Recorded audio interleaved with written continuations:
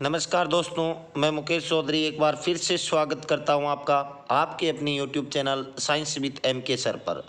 तो दोस्तों, last class में हमने पादप जगत से संबंधित महत्वपूर्ण प्रश्नों पर चर्चा करी थी। आज हम बात करेंगे जंतु जगत से संबंधित महत्वपूर्ण प्रश्नों की। तो दोस्तों, क्लास अच्छी लगे तो आप लाइक और शेयर कीजिएगा, और जो भी इस चैनल पर नए हैं वो चैनल को सब्सक्राइब करके बेल आइकन को ज़रूर दबा लें ताकि अगले वीडियो का नोटिफिकेशन आप तक सबसे पहले पहुंच सके। और हाँ दोस्तों, अगर आप इसकी पीडीएफ प्राप्त करना चाहते हो या शिक्षा जगत से जुड़ी लेटेस्ट जानकारी प्राप्त करना चाहते हो तो हमारे टेलीग्राम ग्रुप को ज्वाइन कर सकते हो, और टेलीग्राम ग्रुप का लिंक आपको डिस्क्रिप्शन में मिलेगा। और अगर पादप जगत से संबंधित महत्वपूर्ण प्रश्नों को देखना चाहते हो तो उसका भी लिंक आपको इसके डिस्क्रिप्शन में मिल जाएगा। तो चलिए दोस्तों, आज हम बात करते हैं जंतु जगत से संबंधित महत्वपूर्ण प्रश्नों की। तो देखिएगा, ये रहा पहला प्रश्न आपके सामने।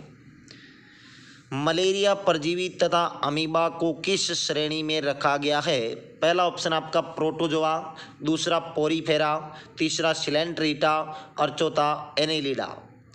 तो दोस्तों जवाब दीजिएगा।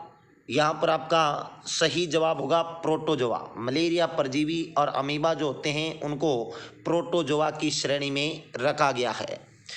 चलिए दोस्तों, अगला प्रश्न देखिएगा।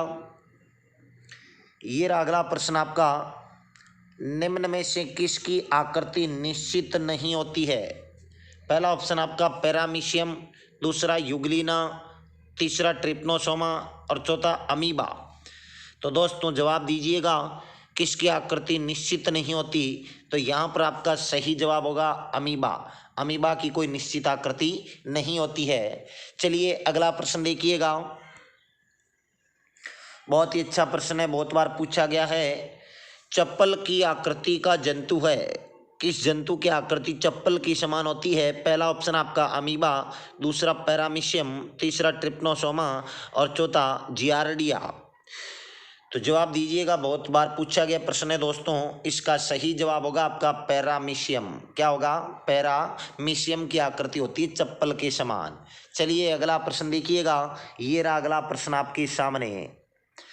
अमीबा का प्रचलन अंग है। पहला ऑप्शन आपका सीलिया, दूसरा फ्लैजिला, तीसरा कूटपाद और चौथा टेंटेकल्स।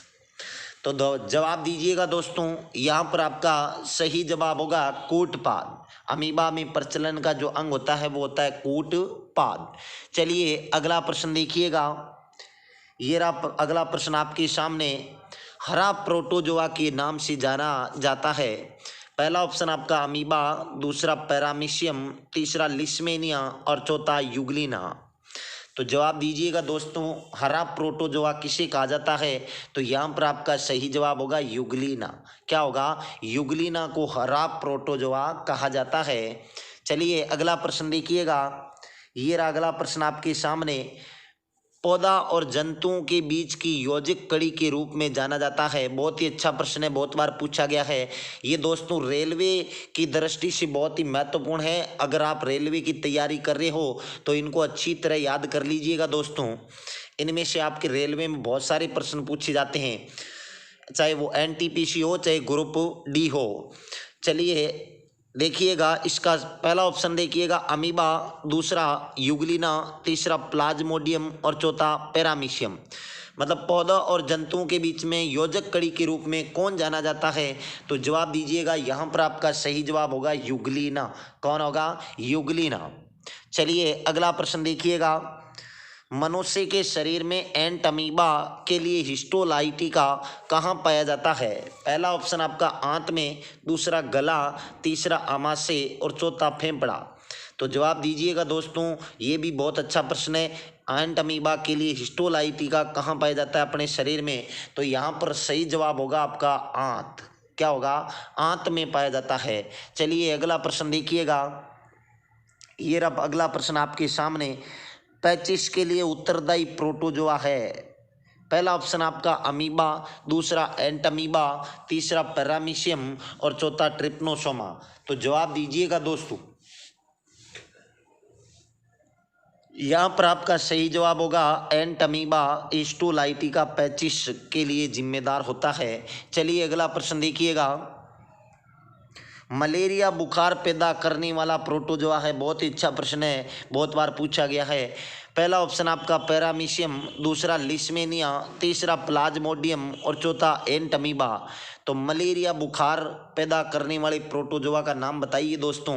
यहाँ पर आपका सही जवाब होगा प्लाज्मोडियम प्रोटोजोआ। कौन सा प्रोटोजोआ? Plasmodium protozoa. और वैसे मलेरिया का वाहक होता है मादा एनाफ्लीज मच्छर। कौन सा मच्छर? मादा एनाफ्लीज मच्छर। तो ध्यान रखिएगा, दोनों ही प्रश्न बहुत अच्छे हैं, पूछे जाते हैं। चलिए अगला प्रश्न देखिएगा। काला जार उत्पन्न करने वाला प्रोटोजोआ है, या ब्लैक फीवर कह सकते हैं इसको। तो ब्लैक फीवर किस प्रोटोजोआ के कारण उत्पन्न होता है?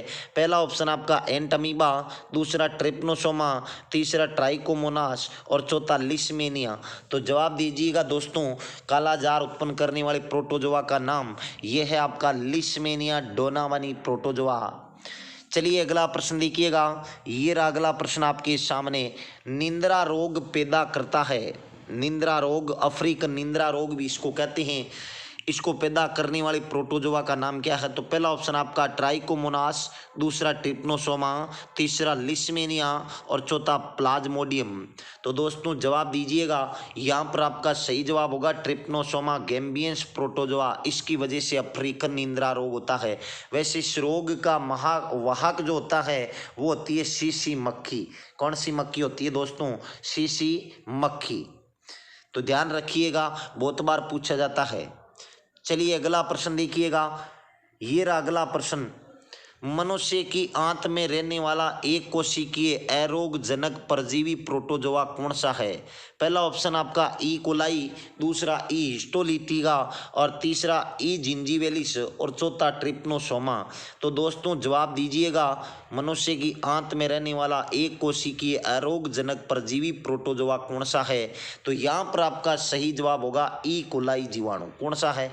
ई कोलाई जीवाणु, सॉरी ई कोलाई प्रोटोजोआ। चलिए अगला प्रश्न देखिएगा। अमीबा में कूटपाद महत्वपूर्ण होते हैं।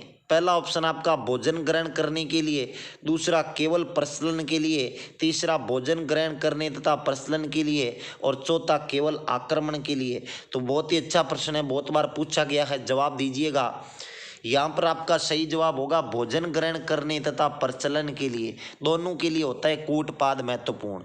चलिए अगला प्रश्न देखिएगा।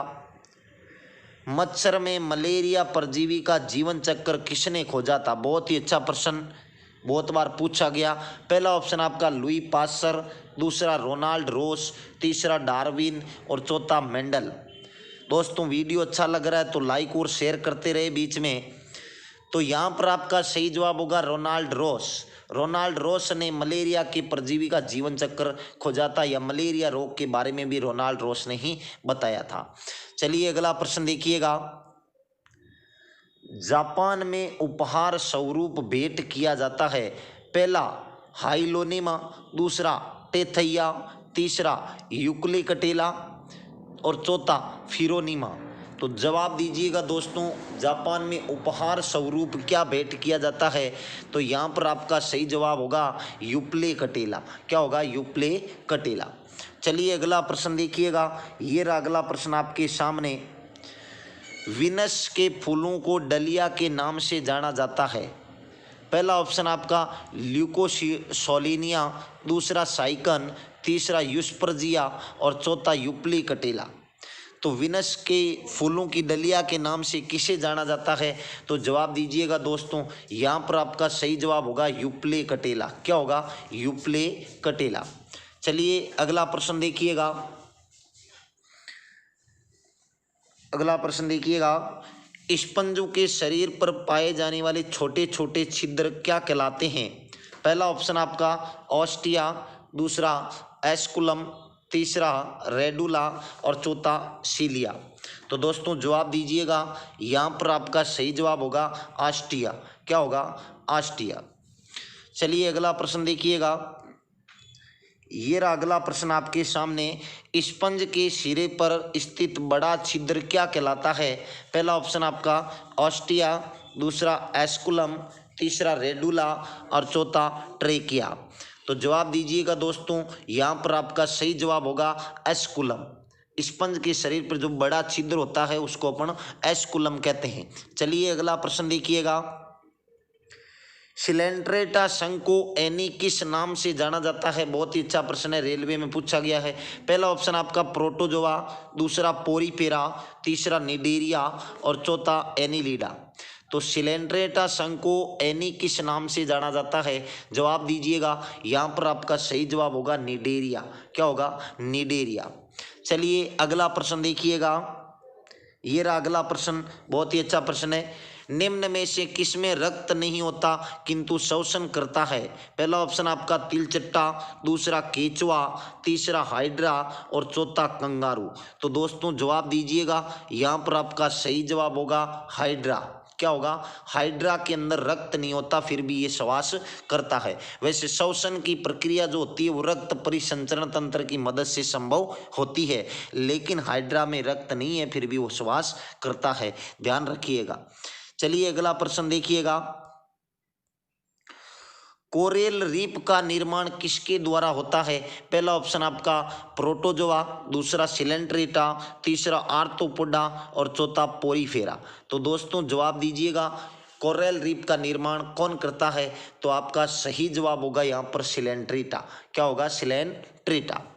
चलिए अगला प्रश्न देखिएगा, ये रहा अगला प्रश्न आपके सामने, हाइड्रा का प्रचलन अंग है?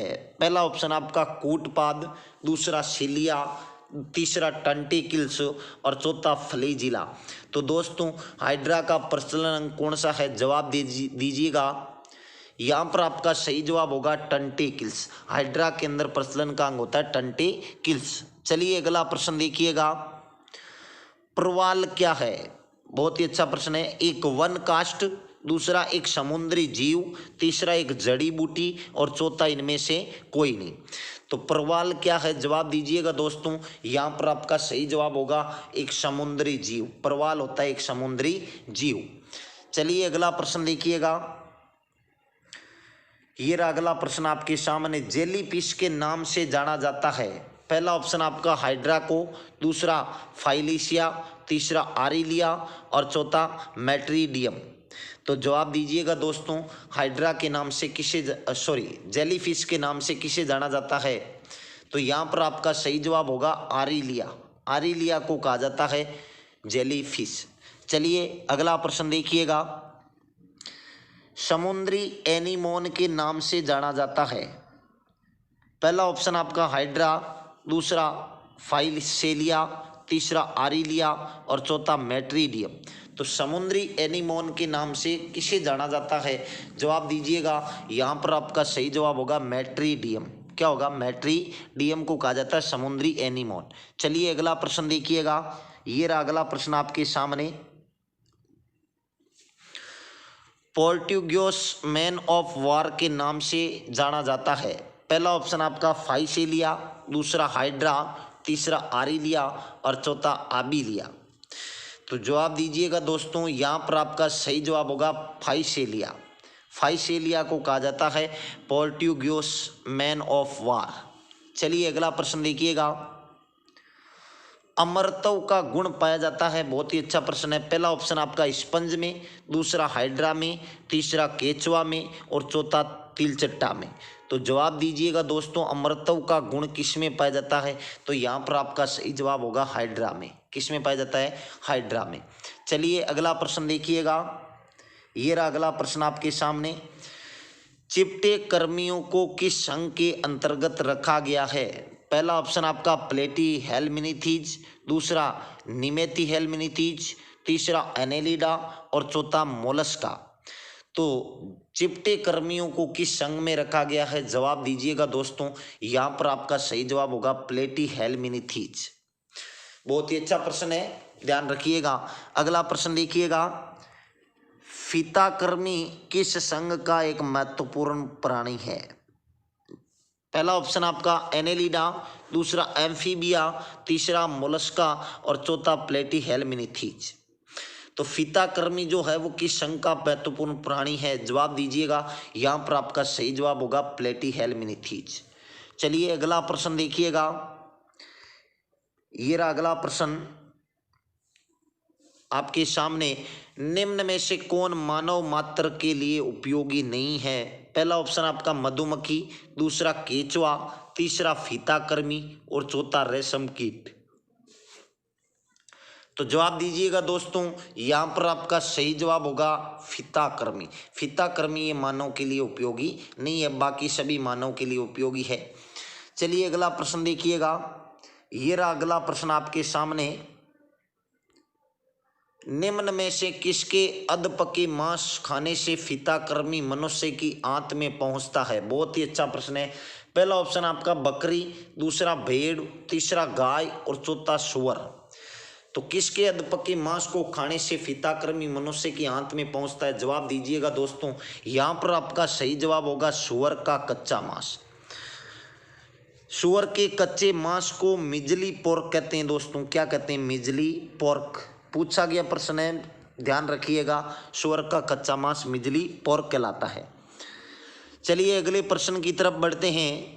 ये रहा अगला प्रश्न आपके सामने। गोलकृमि या सूत्रकृमि को किस संघ के अंतर्गत रखा गया है? पहला ऑप्शन आपका एनिलिडा, दूसरा निमेथीहेलमिनीथीज, तीसरा प्लेटीहेलमिनीथीज और चौथा आर्थ्रोपोडा। तो जवाब दीजिएगा दोस्तों, गोलकृमि या सूत्रकृमि को किस संघ में रखा गया है? तो यहाँ पर आपका सही जवाब होगा निमेथीहेलमिनीथीज। चलिए अगला प्रश्न देखिएगा। ये रहा अगला प्रश्न आपके सामने। एस्केरिस द्वारा मनुष्य में कौन सा रोग उत्पन्न होता है? पहला ऑप्शन आपका टीनियासिस, दूसरा एस्केरियसिस, तीसरा लीवर रोट और चौथा निंद्रा रोग। तो जवाब दीजिएगा, यहाँ पर आपका सही जवाब होगा एस्केरियसिस। क्या होगा? एस्केरियसिस। चलिए अगला प्रश्न देखिएगा। फाइलेरिया रोग उत्पन्न होता है? पहला ऑप्शन आपका एस्केरिस से, दूसरा वुचेरिया ब्रैंकोअफ्थी से, तीसरा प्लाज्मोडियम से और चौथा टीनिया सोलियम से। तो जवाब दीजिएगा दोस्तों, फाइलेरिया रोग किससे उत्पन्न होता है? तो यहाँ पर आपका सही जवाब होगा वुचेरिया ब्रैंकोअफ्थी से। चलिएगा अगला प्रश्न देखिएगा। एस्केरिस पाया जाता है? पहला ऑप्शन मनुष्य की आंत में, दूसरा सूअर की पेशियों में, तीसरा मनुष्य की दहगुआ में और चौथा मनुष्य के रुधिर में। तो जवाब दीजिएगा दोस्तों, यहाँ पर आपका सही जवाब होगा मनुष्य की आंत में। कहाँ पाया जाता है? मनुष्य की आंत में। चलिए अगला प्रश्न देखिएगा। फेरिटिमा पोस्टोमा निम्नज में से किसका वैज्ञानिक नाम है? पहला ऑप्शन आपका जोंक, दूसरा नेरिस, तीसरा केचुआ और चौथा फीताकृमि।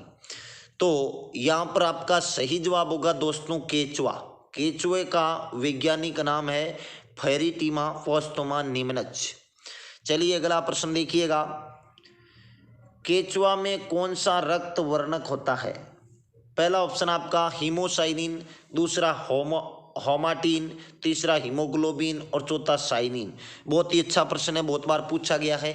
जवाब दीजिएगा, केचुए में कौन सा रक्त वर्णक होता है? तो आपका सही जवाब होगा यहाँ पर हेमोसाइनिन। क्या होगा?